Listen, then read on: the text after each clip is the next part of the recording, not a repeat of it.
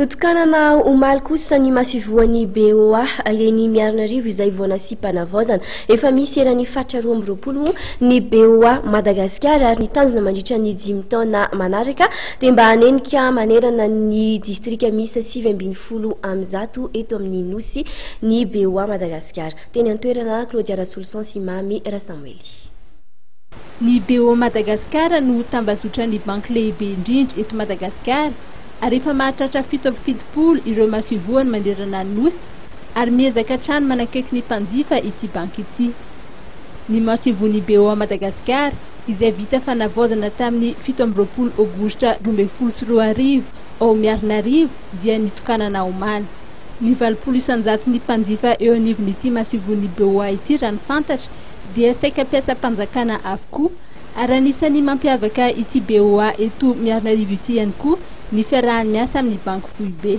Araky ny volazany directeur général aloha mba intsika reto amin'ny tanàna Miarinarivo manokana zany dia mahazo déterminé ny fonctionnaire zany hoe mpiasa mpanjakana zany. Zany 80% ny client-nay fotsiny ato Miarinarivo dia mpiasa mpanjakana.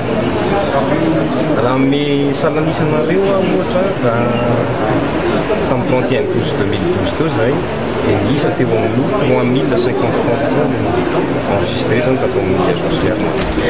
Araky ny voalazako teo ihany koa dia misy particularité kely ty agence ty satria miara-miasa amin'ny fonction de Madagasikara zany hoe miassurer ny fonction de banque centrale aty amin'ny région Tasy sy Tongotany. Inona moa hoe miassurer ny fonction misahana zany zay surtout amin'ny resaka mialatsiny amin'ny teny vahiny hoe circulation fiduciaire zany hoe fandrararana ny resaka ara-bola tena hoe ny vola zany.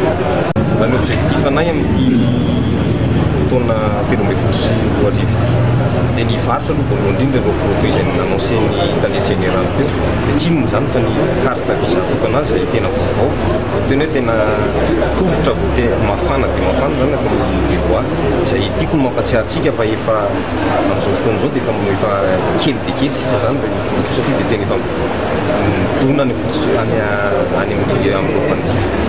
Napatsiahivo ny télé général ny BOA nandritry ny lahateny izay nataony fa mitovy amin'ireo tolotra samihafa manerana ny masivony BOA ny tolotra izay hita eto amin'ny BOA Miarinarivo ary nanamafy ny tenany fa ny fanambotratrariny araky ny sosikevitry ny sekretera général ny ministera ny fitantanam-bola sy ny teti-bola dia ny isiny masivony BOA isaky ny distrika 7 amby zato manerana ny nosy.